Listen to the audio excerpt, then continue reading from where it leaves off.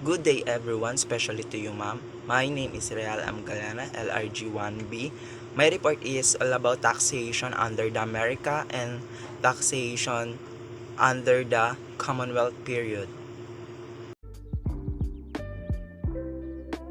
Before we start, I give you some brief idea what taxation is. So, did you know why the one reason only government exists is because of the taxes that we get by finance the government activities to revenue?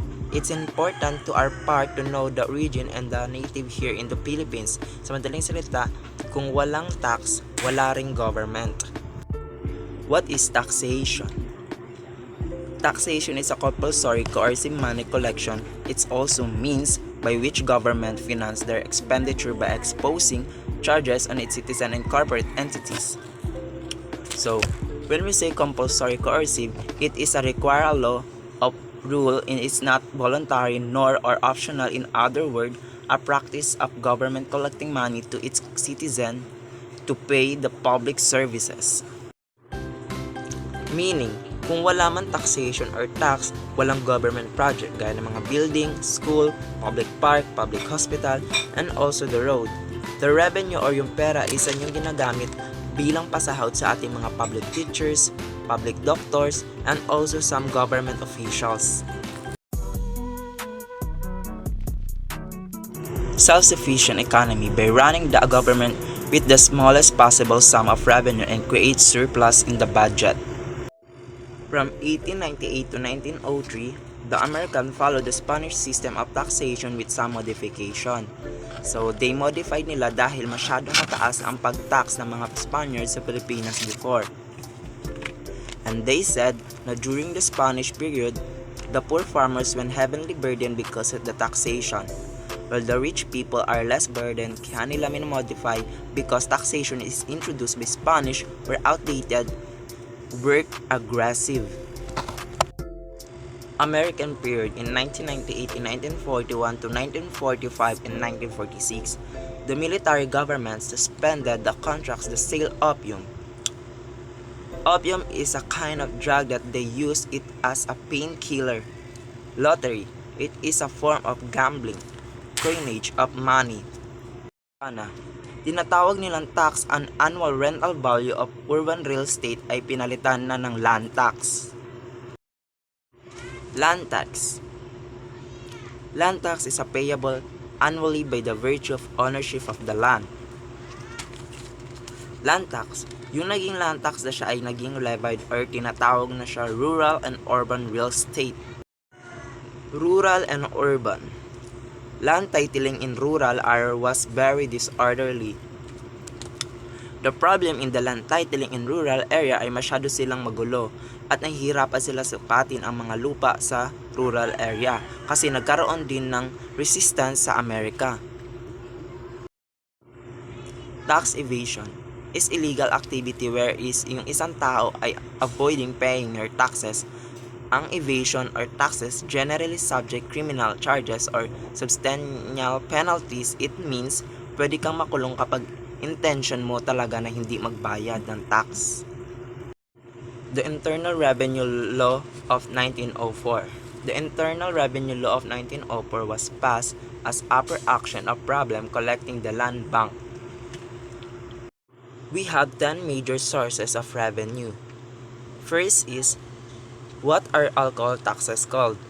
Alcohol taxes are sometimes called a corrective or sin tax because unlike a general sales tax, the tax is levied in part of discourage the consumption of alcohol because the choice to use it has cost both to the consumer and the general public, such as increased healthcare costs.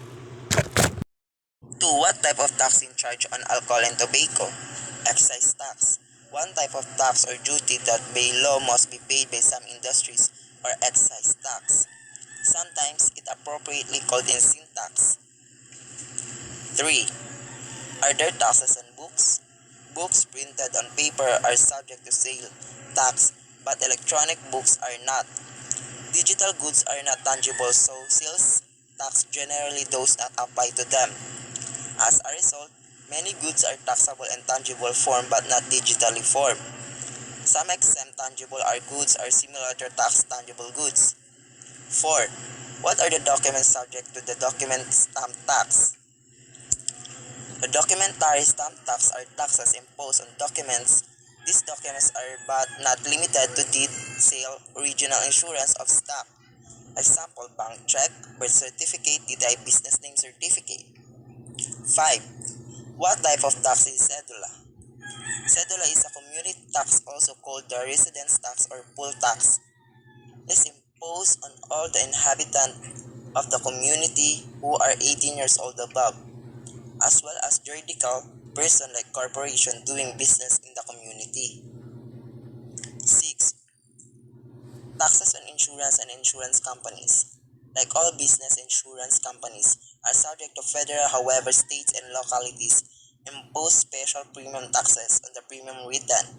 Within their jurisdiction, state premium taxes are type of sale tax assessed on insurance gross premium. 7. Taxes on forest product. Forest product means wood derived from trees, Severdeen, Virginia for commercial purposes. Example, timber, pulpwoods, excelsior woods, woods chips, also fuel woods, all cooperage product, tank mark mine, tie, mine props, and all other types of forest products used in mines. 8. Mining concession. Mining concession means each of the minerals licenses, mining license, mill licenses, surface lease, right of way, and license or permit by any loan party in the respect of the project. 9. Taxes on business and manufacturing. The meaning of business taxation refers to the taxes that business must be biased or normal part of the business operation whenever you are sole property partner, part of the limited liability company or corporation. Your business is responsible to adhering to the tax regulation. 10. Occupational license. Occupational licensing is also called licensure. It's a form of government regulation requiring a license to pursue a particular profession or vocation for compensation. It's a related occupational closure.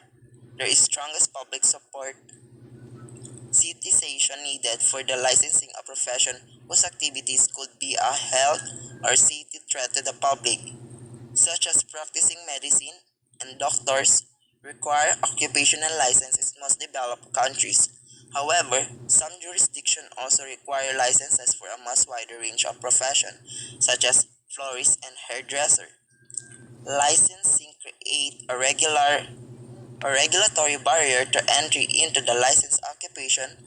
Licensing advocates argue that it protects the public interest by keeping incompetent and unscrupulous individuals from working with the public. However, there is a little evidence that it affects the overall quality of service provided to customers by members of the regulated occupation. Documentary thumb tax ay pinapataw sa documents, law, agreement, or paper evidence of transfer the property to one another or to another person. Cedula. Community Taxes Certificate is a document issued in the Philippines government to individuals and corporations upon paying tax and also agencies and office of the government. In 1907, pinayagan nila na ang provinces na doblehin ang bayad sa cedula. Yun ay para sa mga proyekto. We have two people here. These two people also is a part of the taxes under the America. In 1913, the Underwood-Simon Tariff Act was passed, resulting in the reduction in the revenue of their governments. Export taxes levied on sugar and tobacco and hemp and copra were lifted.